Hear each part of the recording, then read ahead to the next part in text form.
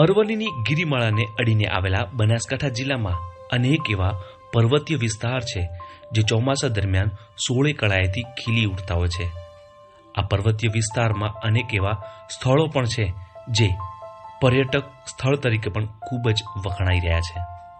તેવું જ એક પર્યટક સ્થળ સેમ્બલપાની આવેલું છે। માત્ર અંબાજીથી 11 કિલોમીટર દૂર બાલારામ માર્ગ પર આવેલું છે। આ વિસ્તાર ચોમાસા દરમિયાન સોળે કળાએથી ખીલી ઉઠે છે। અહીંનું કુદરતી સૌંદર્ય અને કુદરતી ઝરણાને નિહાળવા માટે લોકો દૂર દૂરથી આવી રહ્યા છે। મારું નામ ધવલ પટેલ છે। હું બનાસકાંઠા જિલ્લાનો પાલનપુર તાલુકાનો વતની છું અને અત્યારે હું અને અમારા બધા મિત્રો સાથે સેબલપાણી વિસ્તારમાં આવેલા છીએ। અત્યારે જોવા જઈએ તો બનાસકાંઠામાં અમારી નસીબ કહેવાય કે અહીંયા તમને પર્યટક સ્થળોમાં ઘણા બધા મળી રહે છે અને એમાં એક સેબલપાણીનો પણ સમાવેશ થાય છે।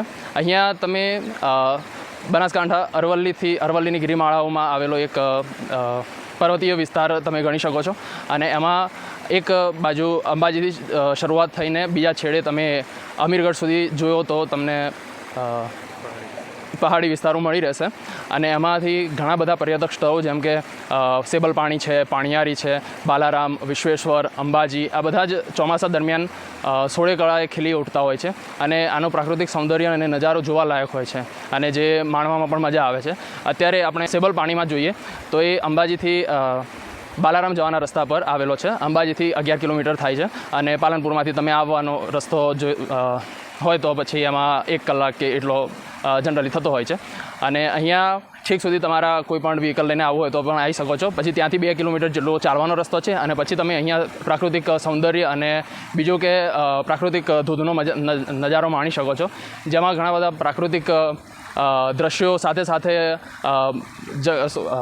જંગલના પશુ પ્રાણીઓ અને પશુ પક્ષીઓનો અવાજ પણ તમે સાંભળી શકો છો અને આ અમારો અનુભવમાં અમે આને બહુ નસીબવાળું ગણશું કે અમને બનાસકાંઠામાં ફરવા માટે આટલા પર્યટક સ્થળો મળી રહ્યા છે।